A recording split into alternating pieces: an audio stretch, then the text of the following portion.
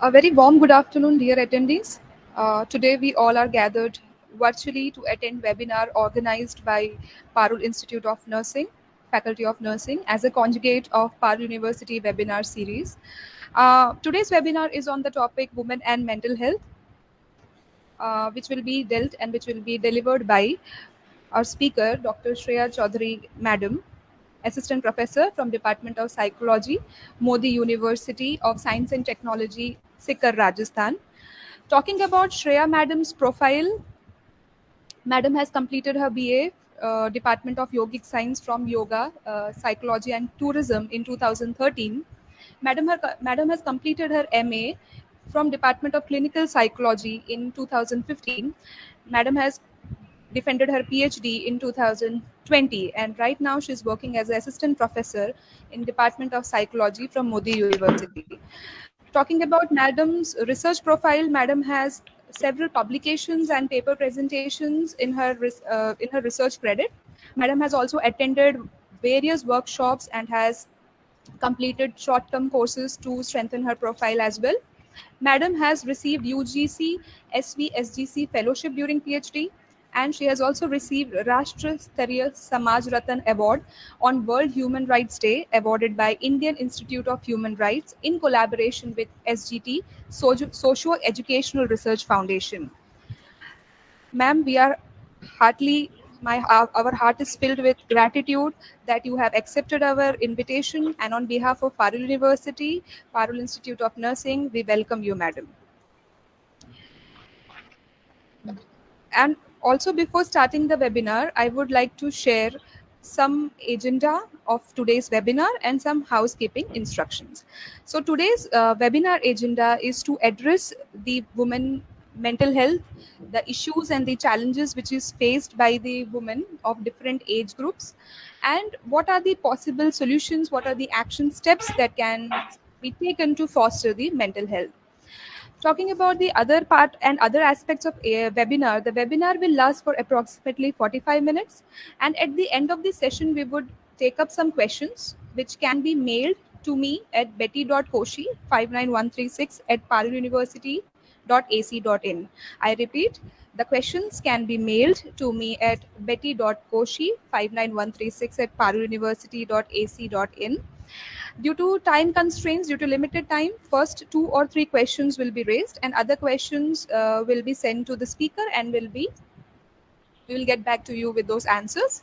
So, without further delay or further ado, I would like to request Dr. Shreya Chaudhary, Madam, to take the lead. Please, ma'am. Hello, ma'am. Good afternoon to respected ma'am, faculty members, and the Department of Nursing of Parle University. So, I would like to say thank you for inviting me as a resource person for this webinar. As ma'am has already given my introduction, so I'm just giving in a brief.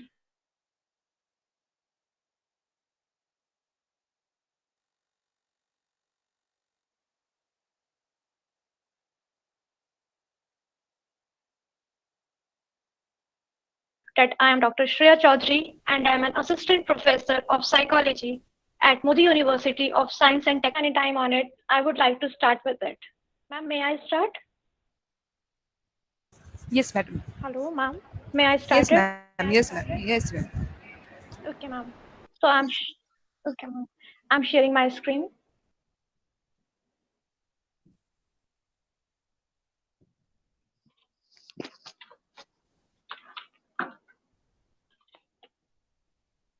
Is it clear, ma'am? Yes, ma'am. It is visible. It is visible. Okay, ma'am. So as we have discussed and we decided to go for the topic women and mental health for today's webinar. So I'm starting my presentation from here. I hope you will enjoy it. So firstly, we have talked about health. That comes from an old English word that means wholeness. Though there is no single definition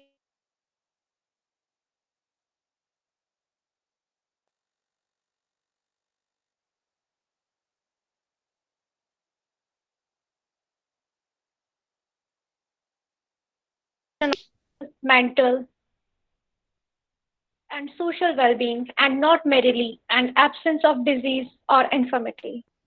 So when we are talking about health, it is the extent to which one is able to realize their aspiration, they satisfy their needs, and they cope with the environment. Health can be seen as a resource for everyday life. Health can be understood as a positive concept that emphasizes upon social and personal and physical capacities. So when we are talking about good health, it depends upon the state of both mind and body, and both exerts a direct influence on the other. A healthy person is not only physically healthy but also mentally healthy. Healthy means that both body and mind are working efficiently and harmoniously. Now, after discussing the meaning of health, let us move to the next topic, that is determinants of health. Though there are various factors that contribute to the health of individual and communities in which they reside. Some of them are modifiable so that we can promote the health and wellness. And these determining factors are influenced by a combination of influences such as genetic factors, circumstances related, your environment, and the health of person is determined by numerous interrelated factors too, which and few of the determinants are possible to influence easily, whereas it is not possible to control all the determinants. Now, after discussing this one, I will move to the first determinant, that is biological determinant. So, when we are talking about biological determinant of health, the individual characteristics of a person that have biological background that includes genetical factor, family predisposition, your pathological factors, health status, your birth weight, your physical fitness, level, age, gender, ethnicity, all such factors come under biological determinant of health. The second one is cultural determinant. When we are talking about cultural determinant of health, it is really important to understand and improve the health in regard to connection to the family, your community, country, language, with the culture from which you belong, racism, early childhood development, food security, then financial status, which is really important when we link it with the improved health status, and it is seen as one of the most important determinants of health. Education and literacy. So, when we are talking about education and literacy, it is seen that the one's health improve with a person's level of education. Education contributes to health and prosperity, and it helps us to equip with the knowledge, with the skills for problem solving, and it helps to provide a sense of control and mastery over life circumstances. It increases our opportunity for job, for making the career and income security and job satisfaction, as well as it also helps one to improve their information to keep themselves healthy. So the next determinant of health is social environment, which support the extension to the broader community, and its responses can add resources to the individual's repertoire of strategies to cope with changes and foster good health. Greater support from families, friends, and communities is linked to better health for individuals. The next determinant is associated with employment. When we are talking about employment as determinant of health, it is about unemployment or underemployment or any stressful or unsafe work. And all these factors are associated with poorer health of an individual. It is seen in the studies that people who have more control over their work circumstances and fewer stress related demands on the job are healthier. Then the next determinant of health is physical environment.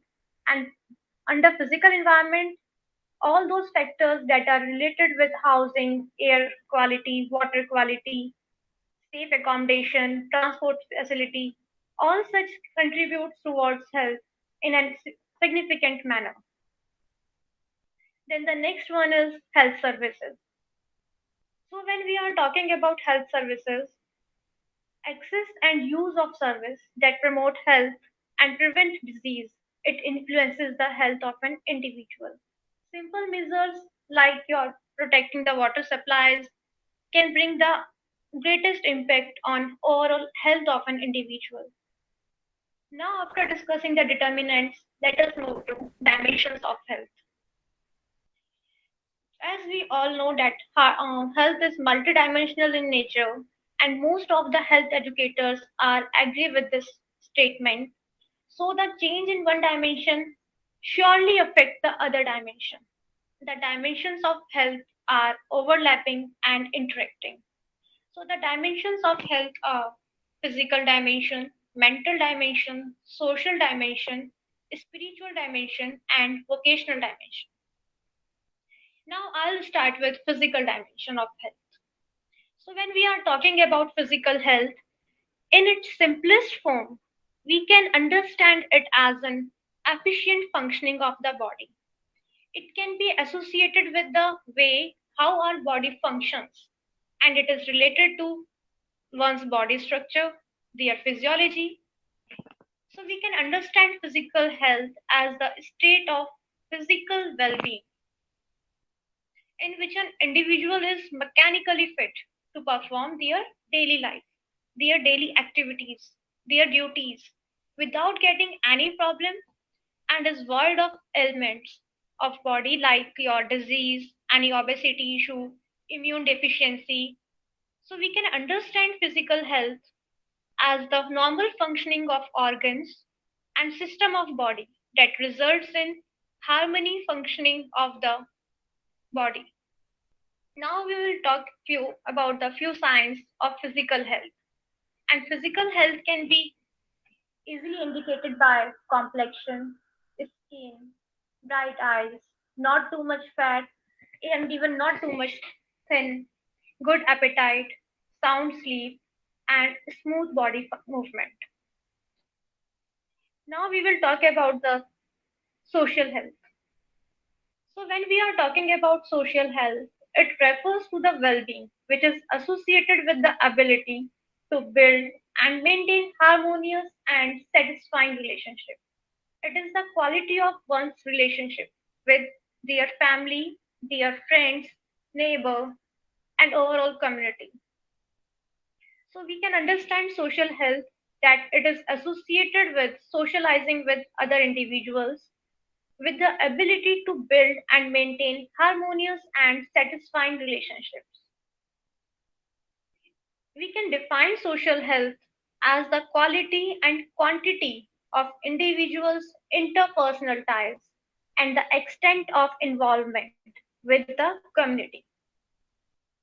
Social dimension refers to the ability that enables one to become a whole person in the existing social nature. The next dimension is vocational health, and this is associated with the human existence.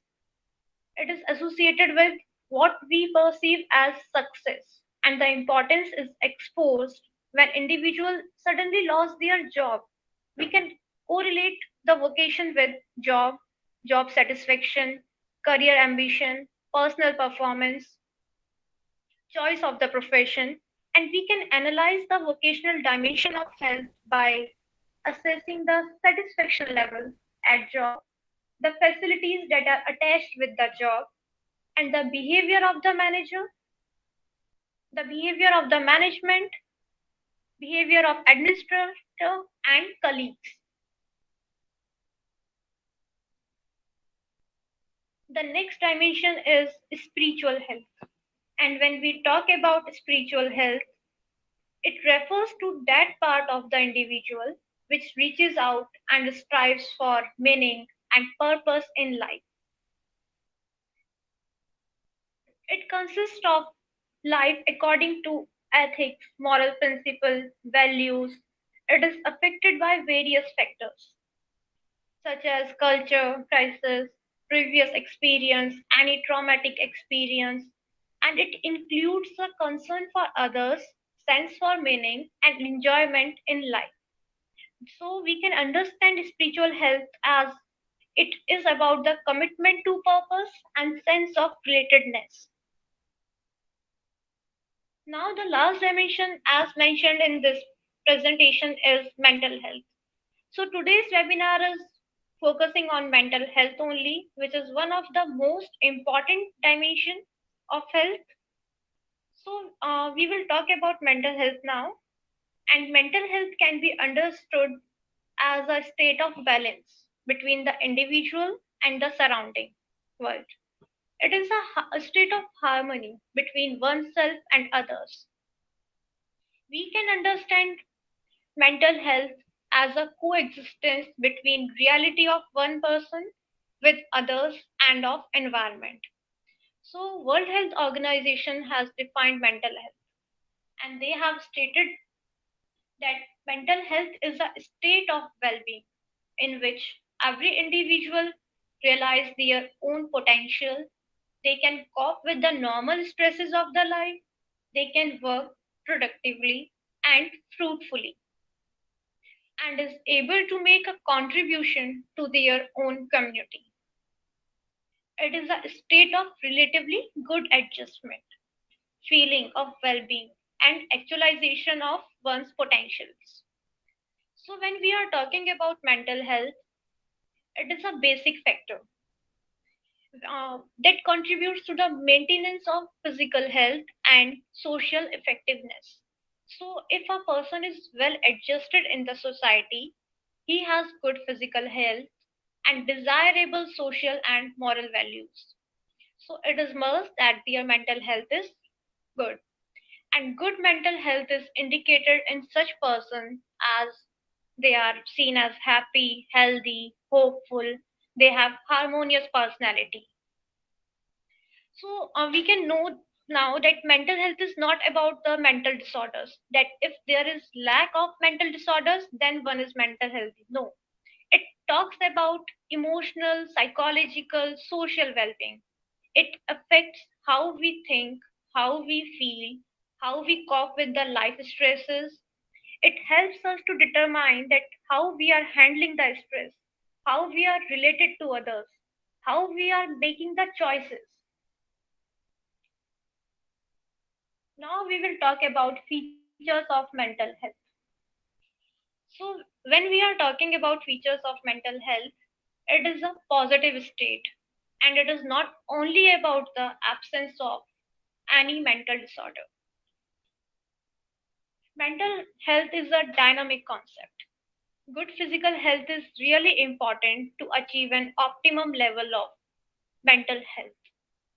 There is no such concept where we can say that it is a perfect mental health. There is no such criteria decided. So it would be better for us if we will say optimum mental health instead of saying perfect mental health. And perfect mental health is totally different from ethical standards, sociability, morality, efficiency. Because morality never guarantees for the mental health. It is possible that a morally sound person is suffering from any severe abnormality. It is possible that a person who is sociable, they are not mentally healthy. It is also possible that any efficient person is not feeling happy, is not mentally healthy. They are having some mental health issues, but they are not able to discuss it with anyone. Now we will talk about the importance of mental health. So we will talk about the first importance that is associated with physical development.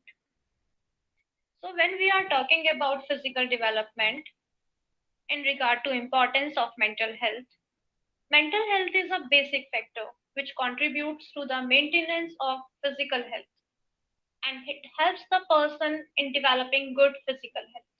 If someone is having really good mental health, then it is obvious that they will develop positively in regard to physical health. Then the next importance is associated with social development. So mental health helps the person in maintaining healthy social relationships with family, friends, and other community members, as it assists them in making social development and social adjustment adequately. Next is emotional development. Mental health and emotional development are closely related to each other. A mentally healthy person is emotionally mature and stable. That helps them to develop their emotional health in an effective manner. Then the next is intellectual development. So when we are talking about intellectual development, mental health helps the person in making best use of his intellectual capacities. And intellectual capacities can be associated with thinking, reasoning, imagination, concentration, memory, problem solving, creativity. Now we will talk about the next one, that is moral development. As a person who enjoys good mental health, has reasonable control over the emotions, and they can channelize their energy as per the socially acceptable norms, ethical norms of the society. So we can understand that mental health really help an individual in proper moral development. And the last point that is mentioned here in the presentation is integrated personality. So, mental health helps the development of a wholesome, balanced, integrated, and harmonious functioning of personality. It promotes peace of mind, satisfaction, happiness, and harmony with the self as well as with the world. Now we will discuss the characteristics of mentally healthy people. So mental health involves a state of well-being where person is able to cope with the normal day life stressor. Mental health allow a person to recognize their own abilities, work productively, and make meaningful contribution to their community. So the characteristics of mentally healthy people is that they have a really great sense of worth. They have the ability to make social adjustments. They have the ability to solve the problem by their own effort. They can take their own decisions in a responsible manner. They shows emotional maturity in their behavior. They have the capacity to tolerate frustration and disappointments in their daily life. They have developed a philosophy of life that gives them the meaning and purpose to their daily activities. They have a variety of interests and generally lives with a well-balanced life of work, rest, and recreation. The next characteristic is associated with realistic approach, and the approach that mentally healthy person use is realistic in nature. They are not cowed down by imaginary fear or any pitfall. They have adequately developed their intellectual powers, and they are able to think independently and to take proper decision at proper time. They possess desirable social and health habits. They are regular and punctual in performing their duties, and they do not suffer from any forgetfulness. And they are really self confident and optimist. They don't exhibit undue fear or anxiety for any newly assigned accomplishment.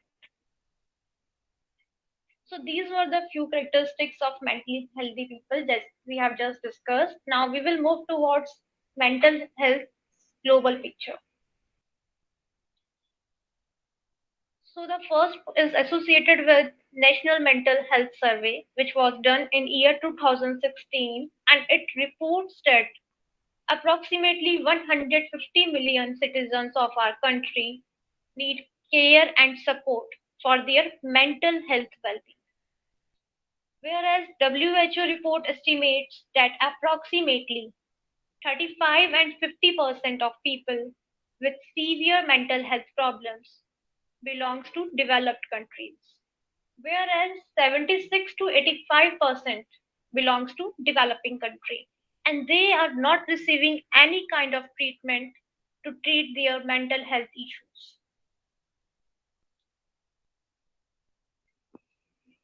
Now we will talk about common mental health disorder among women. So as we all know about mental health disorders, psychological disorders, but these disorders that I'm going to discuss here with you are more common among women as compared to other population. So basically there are few disorders like depression, post traumatic stress disorder, anxiety, suicide, eating disorder that are more common among women. And now we will start with depression. So depression is more common in women as compared to men. 1 in 4 women require treatment for depression at some time, whereas in men it is about 1 in 10 men. Women who are depressed often turn to alcohol abuse after years of battle with depression. The symptoms of depression is restlessness, sleep disturbance, appetite loss, helplessness, hopelessness. They used to start losing the interest in activities that was the pleasurable activity for them. They feel fatigueness, they attempt suicide, they have difficulty in concentrating, remembering, making any decision. Now we will talk about next disorder, that is post traumatic stress disorder, and it can affect anyone and is caused by a traumatic event. But it is seen that as compared with men, women are twice as likely to experience PTSD. Women are more likely to have hypervigilance. They feel depressed and they have trouble feeling their emotions. Since women are often the victims of their sexual or physical abuse, PTSD may have a significant on how they perceive the world and about themselves. Women are more likely than men to develop post traumatic stress disorder, and it is because of sexual assault that they have faced. It is also seen that women attempt suicide more than men. Now we will talk about anxiety. This is another common disorder that is found among women, and women are twice as likely as men to experience generalized anxiety disorder or panic disorder. And approximately 60% of the people with phobias or OCD, that is obsessive compulsive disorder, are women. And few of the symptoms of anxiety are nervousness, having a sense of danger, panic, having an increased heart rate, they breathe in a rapid manner, they sweat too much, trembling, feeling weak, tired, difficulty in concentrating, they have trouble in sleeping, they experience GI problems. Now we will talk about eating disorders. So, when we are talking about eating disorders in regard to women, it is seen that approximately 85 to 95% of people with anorexia nervosa and bulimia nervosa are women. And the sexualization of women contributes significantly to the development of negative self confidence, negative body image problem, and low self esteem in women. And when we are talking about few symptoms of anorexia nervosa, it is seen that those women who are facing anorexia nervosa shows the symptom of dramatic weight loss, refusal to eat certain foods such as fats, carbohydrates, and they start wearing loose and bulky clothes so that they can hide their weight loss. They are already preoccupied with food, dieting, counting calories. They avoid meal times. They avoid to eat in front of others, though they prepare the elaborated meal for others, but they are not ready to eat it. They exercise excessively and stop menstruating, and then they complain about constipation or stomach pain. They deny the fact that extreme thinness is the problem. Now we will talk about the symptoms of bulimia nervosa, and it is associated with preoccupied with body shape, weight. The women who is having bulimia nervosa, they live in constant fear of gaining weight. They have repeated episodes of eating abnormally large amount of food in one setting. So these are few symptoms. Now we will move to the next topic, and the next topic is factors that cause mental health problems. So basically, we will talk about three kinds of factors, and the first is biological factor that includes genetics, poor sleep pattern, physical health, prenatal causes, substance abuse, brain damage,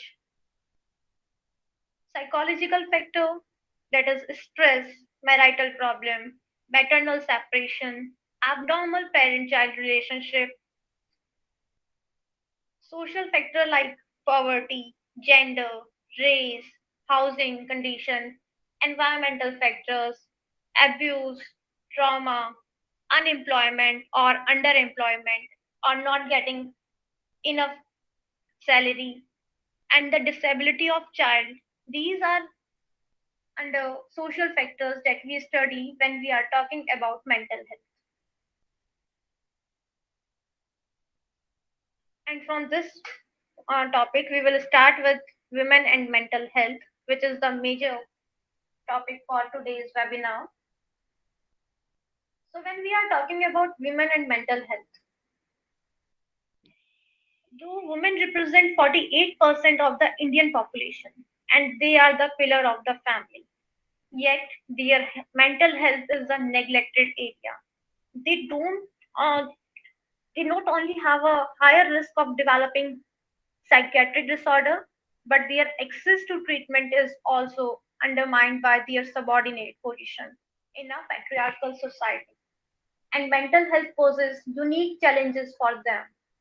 Throughout their life, a woman's body is constantly changing. They are putting pressure on to adapting new purposes, perceptions like puberty, pregnancy, childbirth, menopause. They all force a woman to reckon with new bodies and new ways. They fit into the world around them, and some of the physical changes can trigger the mental conditions specific to women. Now we will discuss the facts related to mental health of women. So, mental health problem affects women more as compared to men or other population. And each year, 1 in 5 women in the US has a mental health problem like depression, PTSD, eating disorder, and 53% of women who have mental health problem they have experienced abuse. Approximately 70% of women who have faced extensive physical and sexual violence in their childhood and adulthood. They have experienced life threatening trauma, and 16% have PTSD. Approximately 36% of women who have faced extensive physical and sexual violence in their childhood and adulthood. They have attempted suicide, and 22% have harmed themselves. Women in poverty are more likely to face poor mental health, and 29% of women in poverty experience a common mental health disorder as compared to those women who were not in poverty. And women in poverty have experienced abuse are even more likely to experience poor mental health. The leading mental health problems of the elderly are depression, any organic brain syndrome, dementia, and majority of them are women. An estimated 80% of 50 million people affected by violent conflict, civil wars, disaster, and displacement are women and children. Lifetime prevalence rate of violence against women ranges from 16 to 50%.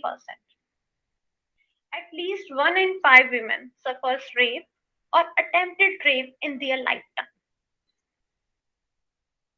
So now we will talk that why women are at greater risk of mental health disorder. Though there are various factors that affect mental health, but these factors just increase when we are talking about mental health of women. The mental disorders affect women more as compared to other populations, and thus it disturbs mental health more in women as compared to other populations. So first is domestic violence that we will discuss here, as it used to put the mental health on risk in women.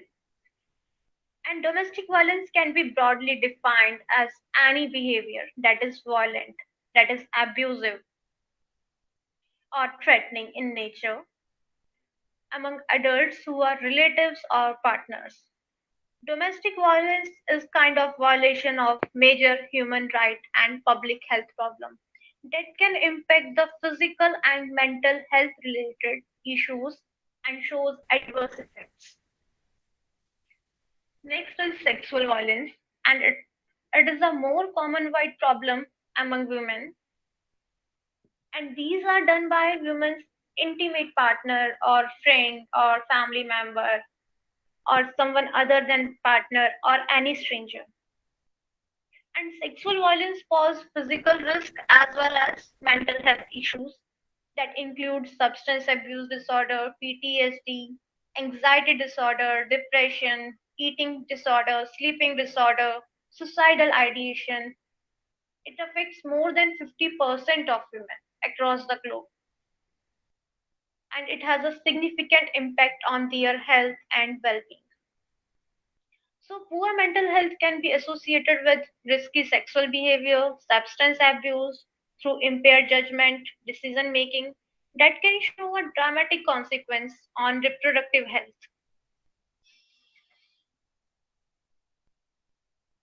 There is consistent evidence that women are twicely as likely to experience depression as compared to men, and same is found with anxiety. They are also more prone to self harm and suicide attempts, particularly if they have experienced childhood abuse or sexual violence or domestic violence. Adolescent girls with unplanned pregnancies are at elevated risk of suicide. The next point is disabled child. When someone is taking care of disabled family member, it is seen that there is profound effect on entire family. And in case of child, the major effect is seen on mother. It is the unique experience that is shared by family, though it has positive as well as negative side. But if we will talk about positive side, it is associated with family cohesion. It encourages connections to community groups. It increases family members' awareness about their inner strength. But on negative side, it is associated with time, finance, physical demands, emotional demands, that is associated with raising a differently abled child, and it has far reaching effects. Now we will discuss about mental health of women, though we don't use to discuss mental health too often as compared to physical health. Mental health has been hidden behind a curtain of stigma and discrimination for too long. So, firstly, we will talk about mental health of women as a wife.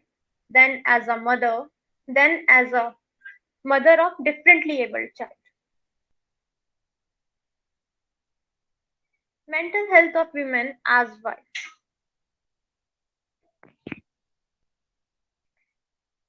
Ma- Marriage is always considered to be happy and important life stage. It can have positive or negative effects on mental health of couple depending on their perception and commitment to marriage. First point is patriarchal value system.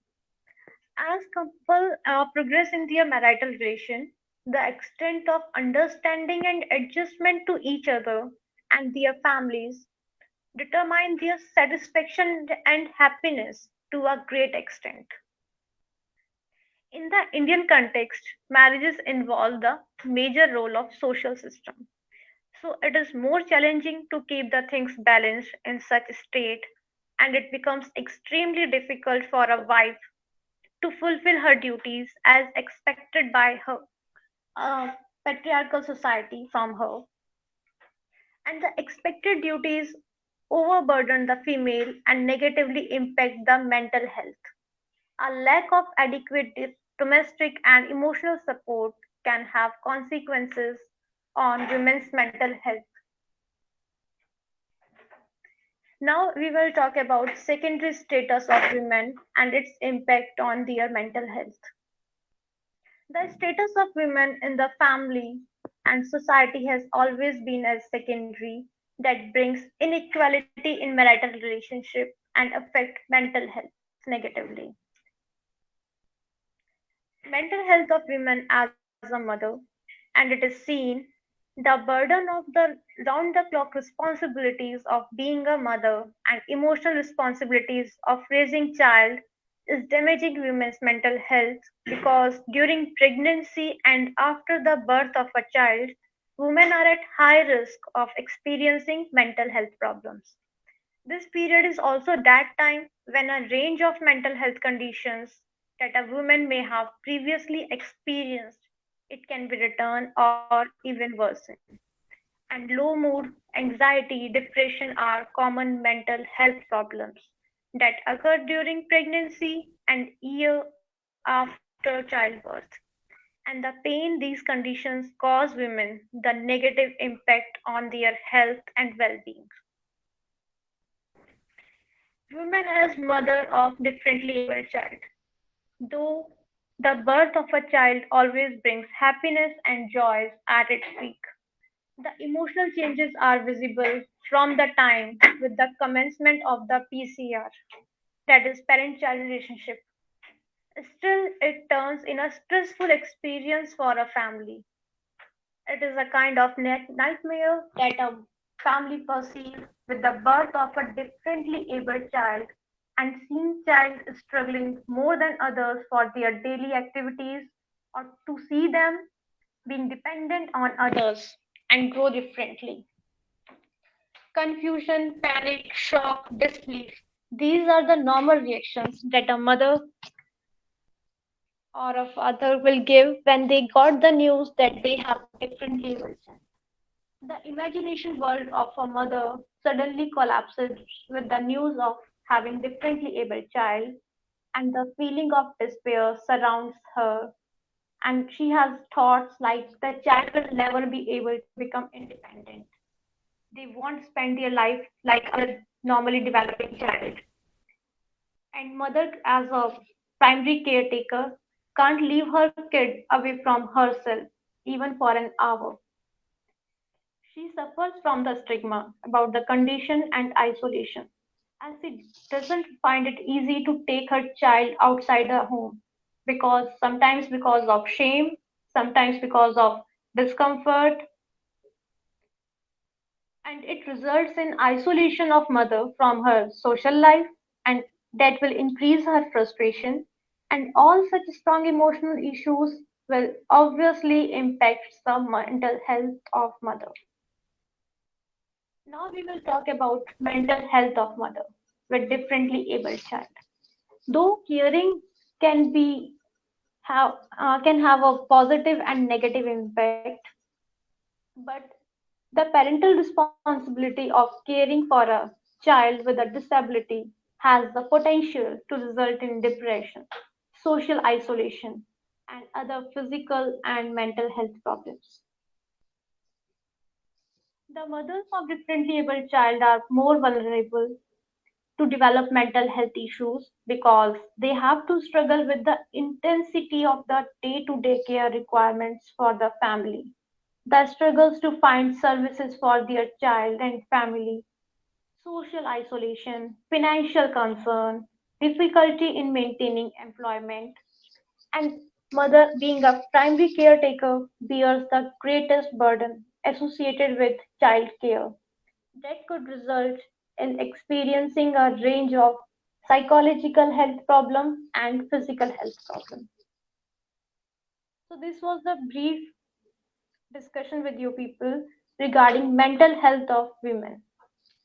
Now we will discuss few strategies to improve the mental health. When we talk about physical health, we have different strategies that we employ to stay healthy. But when it comes about mental health, we just ignore it. We are not consciously making any effort to stay mentally healthy. In case of physical health, we start using stairs instead of elevator. We make sure that we are eating green vegetables. We start using sunscreen to protect our skin. But in case of mental health, we just thought about not having any symptom associated with mental illness. Though in reality, mental health is more than mental illness and its symptom. It is about feeling good about who we are, to have the balance in our life, to respond constructively about life's highs and life's lows, and it helps us to protect from mental illness. So mental health of women need to be emphasized as matter of policy maker. It can be included in the district mental health program so that we can make it able to reach to a larger population of women, and by getting those policies, number of women can get benefit for their mental health. We can use gender sensitive services that will enhance the status and offering of mental health care and services to women. Accordingly, services will be designed as per the unique needs and requirements of women.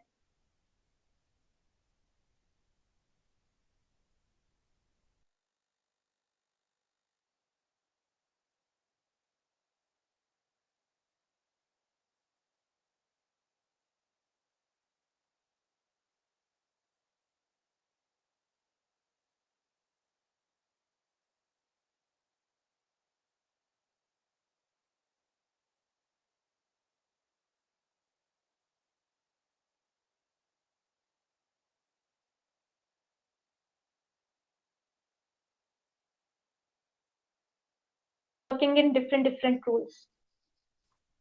Programs we can ask for help from NGOs, youth groups that can help us to sensitize the population regarding mental health need of women in case of the violence against women or any abuse, disaster. They will work on grassroots level.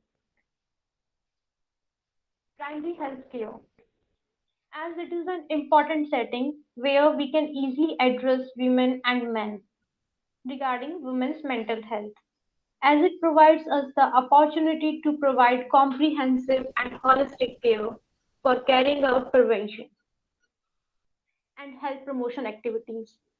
The setting provides an opportunity to raise sensitive and confidential issues, and care providers can adopt a personalized approach to communicate information about mental health in general and women's mental health in particular. Now we will talk about child rearing practices that, as we have talked about how mental health is influenced by mother role, or the role of caretaker in case of having differently abled child. So we should take care of the patriarchal approach, and we can develop an appropriate attitude about women. We can provide information to women on the effects that pregnancy and women on childbirth can have on mental health, and it includes the sign of prenatal mental health problems. We can also ask NGOs and community healthcare workers to provide the necessary information to women, providing health professionals with training in discussing mental health of mothers with differently abled child in clearer and referral pathways would contribute to mothers being better supported. So in the end, I have added one more point, that is mind body health connection. If we are keeping healthy body, then we will obviously have its impact on mind, and it will result in healthy mental state. And healthy body and healthy mind means happy us. And we can use various techniques by which we can keep our mental health in balance. Like we can go for yoga asana, we can take better sleep, we can focus on our hobbies, we can eat healthy food, we can use to drink water in a required manner, and so on. So here I have shared my presentation with you regarding women and mental health.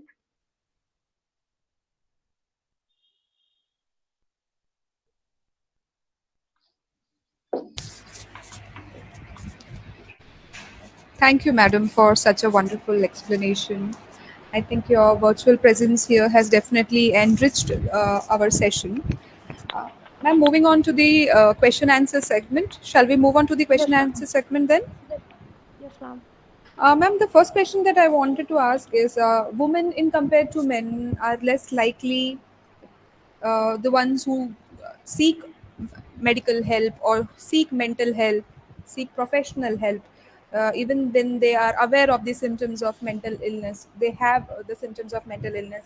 So, this may be due to an internalized or self image that how other people are going to perceive them or how other people are going to talk about them in the society.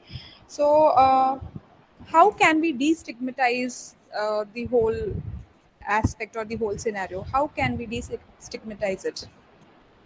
If we will talk about Indian culture, it is just about the stigma related to mental health disorder. It is not about men or women. It is especially focused in Western countries that we can say that women have self stigma. But if we are comparing North India with the other countries, we can say that yes, here we have the stigma associated with mental health and we can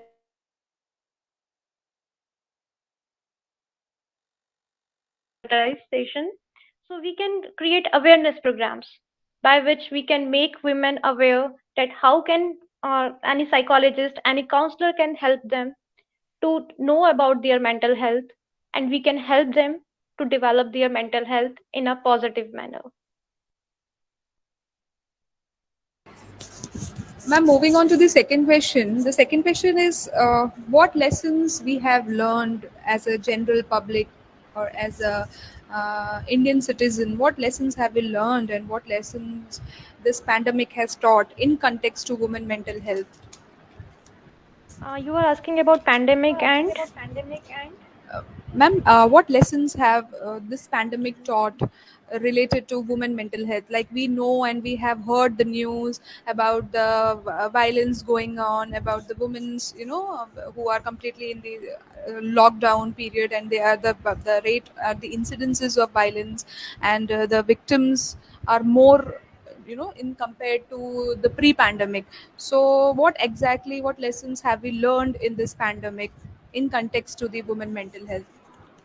so it is seen that though women are already having more mental health issues as compared to men, but during pandemic it is all about lockdown, such quarantine issues that has deteriorated the mental health of all the individuals. It is not about a particular population. Still, if we focus about women, so we have learned that even women are not safe at their home. We need to give again have awareness programs. We have to work on social level. We have to work on ground level, on a root cause. We can say this thing. We have learned that we have to just change the pattern of our cultural issues that we are facing that makes women as secondary person, as I have already mentioned in my presentation, that we used to take them as secondary one. We are giving inequality there. So if we are focusing on equality, then only it is able that we can keep the mental health of a woman protected. So we have learned about it. And another lesson that I have personally feel that we can use is about how we are using our time. It is more important. If we are using it in a positive manner, in a constructive manner, that will definitely help not even women, about children or males, we can say this thing. So it is really important to use the time in a constructive manner so we can protect our mental health as well as we can help others to keep their mental health balanced. Thank you, madam, for answering the questions. I think it might have given a broader outlook of on this topic, mental health issues and challenges to our audience. At the end, I would like to conclude the session by expressing my heartfelt and sincere gratitude to Dr. Shreya Chaudhary, madam, for giving her valuable time because madam is very busy and madam has a very busy schedule. So, thank you, madam, for giving your valuable time from your busy schedule and gracing our session. And lastly, I would also like to thank all the attendees who have virtually connected with us. Thank you for joining in the Parul University webinar series. Thank you. Thank you, Pam, for giving me opportunity to join as a resource person at Parul University. Thank you to you too, madam. Have a Okay, great ma'am. day. You too, ma'am. Bye.